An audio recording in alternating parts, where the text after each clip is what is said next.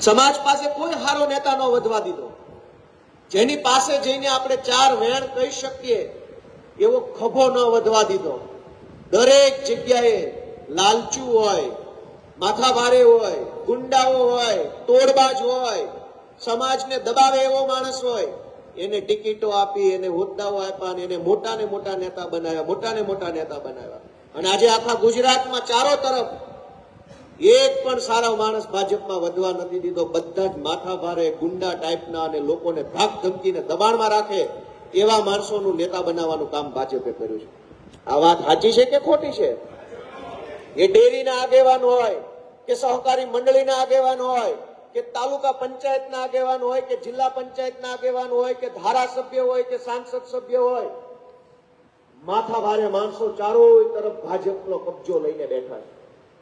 સેજ બોલો એટલે તરત તમારી ઉપર દમ દાટીને ધાક ધમકી ચાલુ થઈ જાય. રહેવાનું છે ને, તકલીફ આવશે. પછી જોજો, વિચારીને બોલજો. મિત્રો, સારા માણસો રાજનીતિમાંથી દૂર થઈ ગયા તો જનતાની પીડા કોણ સાંભળે? સાગરભાઈ અને બધા ભાઈ જેના હાથમાં માઇક આવ્યું એને એમ કીધું કે આમ તકલીફ છે, દૂધમાં તકલીફ છે, ખેતીમાં તકલીફ છે, વિદેશમાં તકલીફ છે, નોકરીમાં તકલીફ છે. આ બધી જ તકલીફ હોવાનું કારણ શું? કારણ એક જ કે ગુજરાતમાં સારો નેતા ભાજપે રહેવા દીધો નથી. બધાને બરબાદ કરી નાખ્યા અને ગુંડાઓને માથે ચડાવ્યા છે. તમે તમારા મનથી વિચારજો કે જો સારો માણસ આગેવાન હોત તો કંઈક તો આજની પરિસ્થિતિ કરતા સારી પરિસ્થિતિ હોત. જે ખોયડાનો આગેવાન, આ બાજુ તો ગોળ પ્રથા હોય છે, અમારે કાઠિયાવાડમાં ન હોય એવું, પણ જે ગોળના નેતા હારા હોય એ ગોળ સુખી હોય.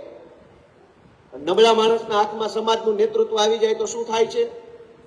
તો તમે વિચારો કે આપણો પ્રશ્ન એ નથી કે રોડ બહુ ખરાબ છે, આપણો પ્રશ્ન એ નથી કે ફેટના પૂરા ભાવ નથી મળતા, આપણો પ્રશ્ન એ નથી કે નફો બોનસ સમયસર નથી મળતું, આપણો પ્રશ્ન એ નથી કે અહીંયા શિક્ષણ નથી મળતું, આપણો પ્રશ્ન એ નથી કે છોકરાને લાચારી સાથે વિદેશ મોકલવા પડે.